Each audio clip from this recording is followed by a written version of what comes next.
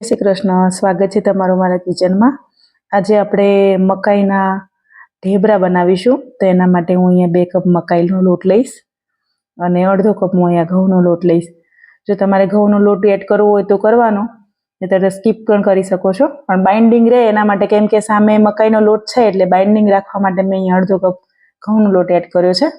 હવે આપણે બેઝિક મસાલા એડ કરીશું, જેમાં અડધી ચમચી હળદર પાવડર, લાલ મરચું પાવડર, ધાણા જીરું પાવડર, અજમો. અજમાને આપણે હંમેશા હાથમાં ક્રશ કરીને એડ કરવાનું. અડધી ચપટી હું હિંગ એડ કરું છું.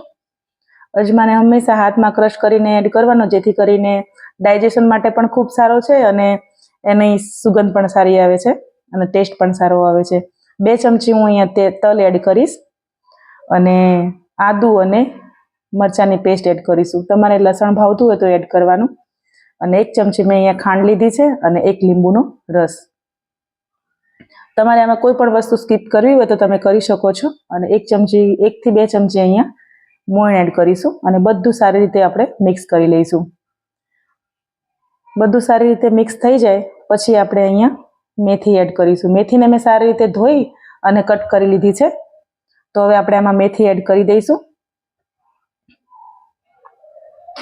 આ રીતે ઢેબરા બનાવશો ને તો ખાવાની ખૂબ મજા આવે છે અને એકદમ સોફ્ટ બને છે, મોઢામાં મૂકતા જ ઓગળી જાય છે. તો એકવાર અવશ્ય બનાવજો. આપણે બાજરીના બનાવીએ છીએ, ઘઉંના લોટના થેપલા બનાવીએ છીએ, પણ આ ઢેબરા એકવાર બનાવશો ને તો ખાવાની મજા આવશે. તો આપણે મીઠું નાખવાનું બાકી રહી ગયું હતું, તો આ ટાઈમે આપણે એડ કરી દીધું છે. તો લોટ બાંધીને રેડી થઈ ગયો છે. આ ટાઈપનો લોટ બાંધવાનો છે. આંગળી ટચ કરીને જોઈ શકો તમે અહીંયા આવી રીતે. થોડુંક આપણે ઓઇલ લઈશું અને ફરતે ફેરવીને આપણે આને કોમળી લઈશું સારી રીતે અને 10 મિનિટ માટે આને ઢાંકીને આપણે મૂકી દઈશું. 10 મિનિટ થઈ ગઈ છે તો આપણે આને ચેક કરી લઈશું. જો લોટ આપણો રેડી થઈ ગયો છે તો હવે આપણે મીડિયમ સાઇઝના, તમારે નાના મોટા જે પ્રમાણે ઢેબરા બનાવવો હોય એ પ્રમાણે લુવું લઈ લેવાનું અને આવી રીતે ગોળ શેપ આપી દેવાનું. તો ચાલો, બધા જ લુવા બનાવીને મેં રેડી કરી લીધા છે. 2 કપ લોટમાંથી આટલા લુવા બનીને રેડી થયા છે. મેં બહુ નાના પણ નથી લીધા અને બહુ મોટા પણ નથી લીધા. તો આપણે વણવાનું અહીંયા સ્ટાર્ટ કરીશું. લોટને સારી રીતે ફરતે લગાવી લઈશું અને આપણે વણીશું. આ એકદમ સોફ્ટ હોય છે એટલે હળવેથી આપણે ટચ કરવાનું રહેશે અને એકદમ પ્રેશર કરીને આપણે આને નથી વણવાનું. એકદમ હળવા હાથે આપણે આને વણવાનું.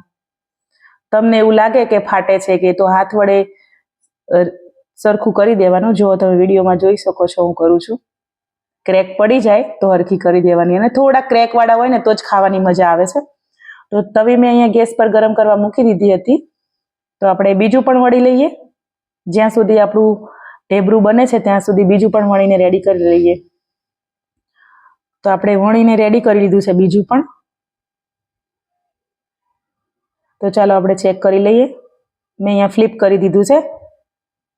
તો થોડુંક આપણે અહીંયા તેલ લઈને ફરતે એડ કરીશું, જેથી કરીને આપણું ઢેબરું એકદમ ક્રિસ્પી બને અને સોફ્ટ પણ બને.